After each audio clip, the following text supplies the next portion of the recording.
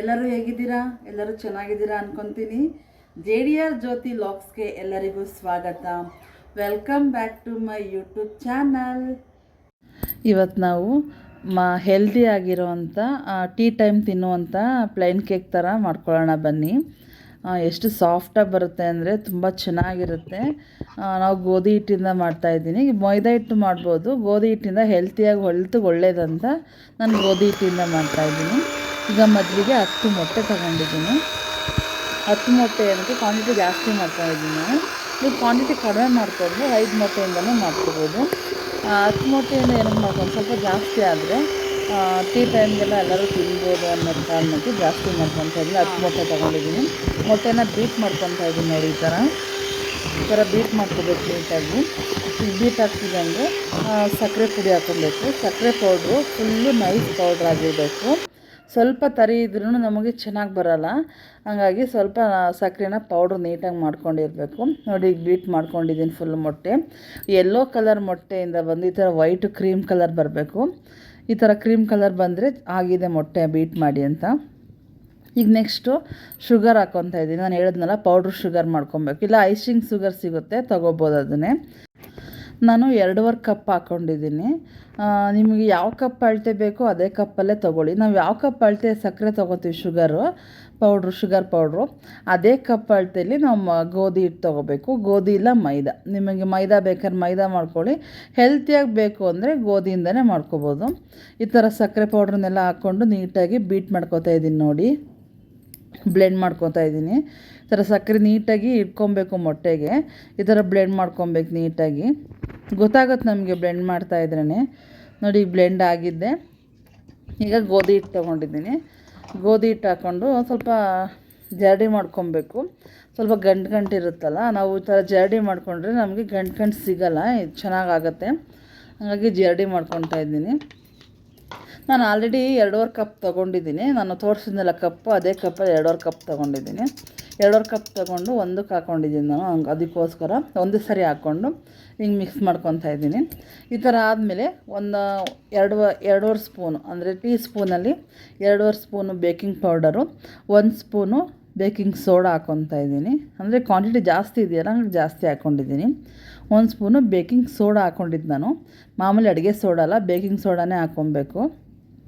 ಇದಾಗಿದ್ದೆ full ಜರಡಿ ಆಡ್ಕೊಂಡಿದ್ದೀನಿ. ಈಗ ಜರಡಿ ಆಡ್ಕೊಂಡಿದ್ದೆ ನೀಟಾಗಿ ಬೀಟ್ ಮಾಡ್ಕೊಬೇಕು. ನೀಟಾಗಿ ಒಂದು ಗಂಟಿಲ್ದಿರೋ ಥರ ನೀಟಾಗಿ ಬೀಟ್ ಮಾಡ್ಕೊಬೇಕು. ಅಂದರೆ ನೀಟಾಗಿ ಮಾಡ್ಕೊಬೇಕು. ಇದಾಗಿದ್ದೆ ಫುಲ್ಲು ಒಂಚೂರು ಗಂಟಿಲ್ದೆ ಗೊತ್ತಾಗುತ್ತೆ ನಮ್ಗೆ ಹಿಂಗೆ ಮಾಡ್ತಿದ್ದಂಗೆ. ಇದಾಗಿದೆ. ಆಯಿಲ್ ಹಾಕ್ಕೊಬೇಕು. ನಾವು ಒಂದು 2.5 ಕಪ್ ಇದು ಹಾಕ್ಕೊಂಡಿದ್ದೀನಲ್ಲ ಹಿಟ್ಟು, ಅದಕ್ಕೆ 3/4 ಕಪ್ಪಷ್ಟು ಆಯಿಲ್ ಹಾಕ್ಕೊತಾ ಇದ್ದೀನಿ ನೋಡಿ. 3/4 ಕಪ್ಪಷ್ಟು ಸಾಕಾಗುತ್ತೆ. 3/4 ಕಪ್ ಆಯಿಲ್ ಹಾಕ್ಕೊಂಡಿದ್ದೀನಿ. ಈಗ ಸ್ವಲ್ಪ ವೆನಿಲಾ ಎಸೆನ್ಸ್ ಹಾಕ್ಕೊತಾ ಇದ್ದೀನಿ. ಸ್ವಲ್ಪ ವೆನಿಲಾ ಎಸೆನ್ಸ್ ಹಾಕ್ಕೊಂಡಿದ್ದೀನಿ. ಅದಾದಮೇಲೆ ನನಗೆ ಸ್ವಲ್ಪ ಪೈನಾಪಲ್ ಎಸೆನ್ಸ್ ಹಾಕ್ಕೊತಾ ಇದ್ದೀನಿ. ನಿಮ್ಮ ಹತ್ರ ಇದ್ದರೆ ಹಾಕ್ಕೊಡಿ, ಇಲ್ಲ ಅಂದರೆ ಬೇಡ. ಪೈನಾಪಲ್ ಎಸೆನ್ಸು 1 ಡ್ರಾಪ್ ಇಲ್ಲ 2 ಡ್ರಾಪ್ ಅಷ್ಟೇ ಹಾಕ್ಕೋಬೇಕು. ಜಾಸ್ತಿ ಹಾಕಿದ್ರೆ ಪೈನಾಪಲ್ ಥರ ಆಗಿಬಿಡುತ್ತೆ, ತಿನ್ನೋಕ್ಕಾಗಲ್ಲ. ಹಾಗಾಗಿ ಈ ಥರ ಹಾಕ್ಬಿಟ್ಟು ನೀಟಾಗಿ ಬೀಟ್ ಮಾಡ್ಕೊಬೇಕು. ನಾವು ಎಣ್ಣೆ ಎಲ್ಲ ಹಾಕಿರ್ತೀವಲ್ಲ, ನಾವು ಇನ್ನೊಂದು ವಿಷಯ ಏನಂದರೆ ಆಯಿಲು ನಾವು ಯಾವುದೇ ಬೇರೆ ಥರದ್ದು ಹಾಕ್ಬಾರ್ದು, ರೀಫೈಂಡ್ ಆಯಿಲೇ ಹಾಕಬೇಕು. ಹಾಗಾಗಿ ನಿಮ್ಗೆ ಯಾವ ಆಯಿಲ್ ಬೇಕೋ ಆ ಕಂಪ್ನಿಗೆ ಯಾವುದಾದ್ರೂ ಹಾಕ್ಕೋಬೋದು. ಒಟ್ನಲ್ಲಿ ರೀಫೈಂಡ್ ಆಯಿಲೇ ಹಾಕಬೇಕು. ಅಡುಗೆಗೆ ಯೂಸ್ ಮಾಡ್ತೀವಲ್ಲ ಅದನ್ನು ಹಾಕ್ಕೊಂಡು ಈಗ ಬೀಟ್ ಮಾಡ್ಕೊಂಡಿದ್ದೀನಿ ನೋಡಿ, ಎಷ್ಟು ಚೆನ್ನಾಗಿ ಬೀಟ್ ಆಗಿದೆ ಅಂತ. ಈಗ ಅರ್ಧ ಕಪ್ಪು ಹಾಲು ಹಾಕ್ಕೊಂಡಿದ್ದೀನಿ. ಅಂದರೆ 2.5 ಕಪ್ಪಿಗೆ ಅರ್ಧ ಕಪ್ ಹಾಲು ಸಾಕಾಗುತ್ತೆ. ಈಗ ಅದನ್ನು ಹಾಕ್ಕೊಂಡು ಬೀಟ್ ಮಾಡ್ಕೋಬೇಕು. ಹಾಲು ಮತ್ತು ನಾವು ಬೈಟ್ ಮಾಡ್ಕೊಂಡಿರೋವಂಥ ಗೋಧಿ ಹಿಟ್ಟೆಲ್ಲ ನೀಟಾಗಿ ಬೀಟ್ ಆಗಬೇಕು. ಅಂದರೆ ನೀಟಾಗಿ ಮಿಕ್ಸ್ ಆಗಬೇಕು ನೋಡಿ. ಈಗ ನೀಟಾಗಿ ಮಿಕ್ಸ್ ಆಗಿದ್ದೆ. ಈಗ ಇದನ್ನ ಮಿಷಿನ್ ತೆಗ್ದಿಟ್ಬಿಡೋಣ. ಈಗ ಮಿಷಿನ್ದಾಯಿತು. ಈಗ ಒಂದು ಸ್ಪ್ಯಾಚುಲರ್ ತೊಗೊಂಡು, ಅಂದರೆ ನಿಮ್ಮದು ಒಂದು ಅನ್ನದ ಕೈ ಇಲ್ಲ ಸೌಟು ಯಾವ್ದಾದ್ರು ತೊಗೊಂಡು ಈ ಥರ ಒಂದು ಕಡೆ ಮಾಡಿಕೊಂಡು ಟ್ರೂಟಿ ಫ್ರೂಟಿ ಹಾಕೋತಾ ಇದ್ದೀನಿ. ನಿಮ್ಮ ಹತ್ರ ಟ್ರೂಟಿ ಫ್ರೂಟಿ ಇಲ್ಲ ಅಂತಂದರೆ ಪರವಾಗಿಲ್ಲ, ಸ್ಕಿಪ್ ಮಾಡಿ. ಟ್ರೂಟಿ ಫ್ರೂಟಿ ಹಾಕಿದ್ರೆ ತುಂಬ ಬಾಯಿಗೆ ಚೆನ್ನಾಗಿ ಸಿಗುತ್ತೆ. ಹಾಗಾಗಿ ಅದನ್ನು ಸ್ವಲ್ಪ ಹಾಕ್ಕೊಂಡಿದ್ದೀನಿ ನೋಡಿ. ಈ ಥರ ಲೇಯರ್ ಥರ ಬಡಬೇಕು, ಹಿಂಗೆ ಎತ್ತಿಬಿಟ್ರೆ. ಈಗ ಅದು ರೆಡಿಯಾಗಿದೆ. ಈಗ ನಾವು ಯಾವ ಪಾತ್ರೆಯಲ್ಲಿ ಹಾಕ್ಕೊತೀವಿ, ನಮ್ಮದು ಕೇಕ್ದು ಮೋಲ್ಡ್ ಇದೆ ಅಂದರೆ ಮೋಲ್ಡಲ್ಲಿ ಹಾಕ್ಕೋಬೋದು, ಕಪ್ ಇದೆ ಅಂದರೆ ಕಪ್ಪಲ್ಲಿ ಹಾಕ್ಕೋಬೋದು, ಈ ಥರ ದೊಡ್ಡದು ಪೇಪರ್ ಕಪ್ ಇದೆ ಅಂದರೆ ಅದರಲ್ಲಿ ಹಾಕ್ಕೋಬೋದು. ಇಲ್ಲ ಅಂದರೆ ನೀವು ಮಾಮೂಲಿ ಸ್ಟೀಲ್ದು ಯಾವುದಾದ್ರೂ ಇದ್ದರೆ ಹತ್ತದ್ರಲ್ಲಿ ಹಾಕ್ಕೊಂಡು ಇಟ್ಕೋಬೋದು. ಫಸ್ಟಿಗೆ ಸ್ವಲ್ಪ ಎಣ್ಣೆ ಹಾಕ್ಕೊಂಡು ಹಚ್ಕೋಬೇಕು. ಇದಕ್ಕೂ ಅಷ್ಟೇ ರಿಫೈನ್ಡ್ ಆಯಿಲೇ ಹಾಕ್ಕೊತಾ ಇದ್ದೀನಿ. ಎಣ್ಣೆ ಹಾಕ್ಕೊಂಡು ಹಚ್ಕೊಂಡು ಬಟರ್ ಪೇಪರ್ ಹಾಕ್ಕೊತಾ ಇದ್ದೀನಿ. ಬಟರ್ ಪೇಪರ್ ಹಾಕ್ಕೊಂಡು ಆ ಬಟರ್ ಪೇಪರ್ ಮೇಲೆ ಸ್ವಲ್ಪ ಆಯಿಲ್ ಹಾಕ್ಕೊಂಡು ಸ್ಪ್ರೆಡ್ ಮಾಡ್ಕೊಬೇಕು. ಆಯಿಲ್ ನೀಟಾಗಿ ಹಾಕ್ಕೋಬೇಕು. ನೀಟಾಗಿ ಹಾಕ್ಕೊಂಡು ಸ್ಪ್ರೆಡ್ ಮಾಡ್ಕೊಬೇಕು. ಸ್ಪ್ರೆಡ್ ಮಾಡಿಕೊಂಡು ನಾವೀಗ ಆಲ್ರೆಡಿ ಮಾಡಿದ್ದೀವಲ್ಲ ಮಿಶ್ರಣ, ಅದನ್ನು ಫುಲ್ಲು ನೀಟಾಗಿ ಹಾಕ್ಕೊಬೇಕು. ಬಬಲ್ಸ್ ಇಲ್ದಿರೋ ಥರ ಹಾಕ್ಕೊಬೇಕು. ನೋಡಿ ಈ ಥರ ಫುಲ್ಲು ಹಾಕ್ಕೊಬೇಕು. ನಿಮಗೆ ಗೊತ್ತಾಗುತ್ತೆ. ಆ ಮೋಲ್ಡಿಗೆ ಅರ್ಧ ಭಾಗ ಹಾಕಬೇಕು. ಅಂದರೆ ಉದ್ದ ಇರುತ್ತಲ್ಲ ಅರ್ಧ ಹಾಕಬೇಕು. ಅದು ಕೇಕು ಉಬ್ಬಿ ಬರುತ್ತೆ, ಹಂಗಾಗಿ ಅರ್ಧ ಹಾಕಬೇಕು. ಈಗ ಹಾಕಿದ್ದೀನಿ ನೋಡಿ. ಈಗ ಬಬಲ್ಸ್ ಇರುತ್ತೆ ಮಧ್ಯದಲ್ಲಿ, ಹಂಗಾಗಿ ಒಂದು ಸ್ಟಿಕ್ ಥರ ತೊಗೊಂಡು ಈ ಥರ ಮಾಡಿದರೆ ಬಬಲ್ಸ್ ಎಲ್ಲ ಕ್ಲೋಸ್ ಆಗುತ್ತೆ. ನೋಡಿ ಈ ಥರ ಮಾಡಬೇಕು. ಈ ಥರ ಆಗಿದ್ದೆ ಸ್ವಲ್ಪ ಟೂಟಿ ಫ್ರೂಟಿ ಇದೆಯಲ್ಲ ಅದನ್ನು ಮೇಲ್ಗಡೆ ಉದುರಿಸ್ಕೊಳ್ಳೋಣ. ತುಂಬ ಚೆನ್ನಾಗಿ ಕಾಣುತ್ತೆ, ತುಂಬ ಟೇಸ್ಟಿಯಾಗಿರುತ್ತೆ. ಹಾಗಾಗಿ ನಾನೀಗ 5 ನಿಮಿಷ ಆಲ್ರೆಡಿ ಫ್ರೀ ಹೀಟ್ ಮಾಡ್ಕೊಂಡಿದ್ದೆ ಓವನ್ನು. ಹಾಗಾಗಿ ಈಗ ಓವನ್ಗೆ ಇಡ್ತಾಯಿದ್ದೀನಿ. ಒಂದು 30 ಮಿನಿಟ್ಸಲ್ಲಿ ಆಗಿಬಿಡುತ್ತೆ. ನಾನು 180 ಡಿಗ್ರಿ ತೊಗೊಂಡಿದ್ದೀನಿ. 180 ಡಿಗ್ರಿ ಡಬಲ್ ರಾಡ್ ಬಿಸಿ ಇದೆ, ಫುಲ್ ಫ್ಯಾನು ಆನ್ ಇದೆ, ಮತ್ತು 25 to 30 ಮಿನಿಟ್ಸಲ್ಲಿ ಆಗಿಬಿಡುತ್ತೆ. ನೋಡಿ ಎಷ್ಟು ಚೆನ್ನಾಗಾಗಿದೆ ಅಂತ. ತುಂಬ ಚೆನ್ನಾಗಾಗಿದೆ. ಟೀ ಟೈಮ್ಗಂತೂ ತುಂಬ ಚೆನ್ನಾಗಿರುತ್ತೆ. ಮಕ್ಕಳಿಗೆ ಸ್ನ್ಯಾಕ್ಸ್ಗಿರ್ಬೋದು, ಬಾಕ್ಸಿಗಿರ್ಬೋದು ತುಂಬ ಚೆನ್ನಾಗಿರುತ್ತೆ.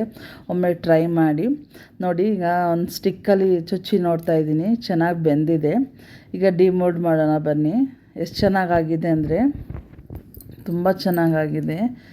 ವಾವ್, ಎಷ್ಟು ಸಾಫ್ಟಾಗಿದೆ ಅಂದರೆ ಗೋಧಿಲೂ ತುಂಬ ಚೆನ್ನಾಗಾಗುತ್ತೆ. ಹೆಲ್ತಿಗೆ ಒಳ್ಳೆಯದು. ಹಾಗಾಗಿ ನಾವು ಗೋಧಿ ಹಿಟ್ಟಲ್ಲಿ ಮಾಡ್ಕೊಂಡಿದ್ದೀನಿ. ನೋಡಿ ಈಗ ಓಪನ್ ಮಾಡ್ತಾಯಿದ್ದೀನಿ. ನೀಟಾಗಿ ಕಟ್ ಮಾಡ್ಕೊಂಡಿದ್ದೀನಿ. ಈಗ ತೆಗಿತಾ ಇದ್ದೀನಿ. ನೋಡಿ ಎಷ್ಟು ಚೆನ್ನಾಗಿ ಬಂತಂದರೆ ಒಂಚೂರು ಕಚ್ಕೊಂಡಿಲ್ಲ. ಯಾಕೆಂದರೆ ಆಯಿಲ್ ಹಾಕಿದ್ವಲ್ಲ, ನೀಟಾಗಿ ಓಪನ್ ಆಗುತ್ತೆ. ಈಗ ಅಡಿಲಿ ಹಾಕ್ಕೊಂಡಿದ್ವಲ್ಲ ಕೆಳಗಡೆ ನಾವು ಬಟರ್ ಪೇಪರ್, ಅದನ್ನು ತೆಗ್ದಾಕ್ಬಿಡೋಣ. ನೋಡಿ ಎಷ್ಟು ಚೆನ್ನಾಗಿ ಬಂದಿದೆ ಅಂದರೆ ಪೇಪರು ಸಹ ಅಂಟ್ಕೊಳ್ಳಲ್ಲ, ಅಷ್ಟು ಚೆನ್ನಾಗಿ ಬಂದಿದೆ. ಫುಲ್ಲು ಬೆಂದಿದೆ ನೀಟಾಗಿ. ಎಷ್ಟು ಚೆನ್ನಾಗಿ ಹತ್ತಿ ಥರ ಇದೆ ಅಲ್ವಾ.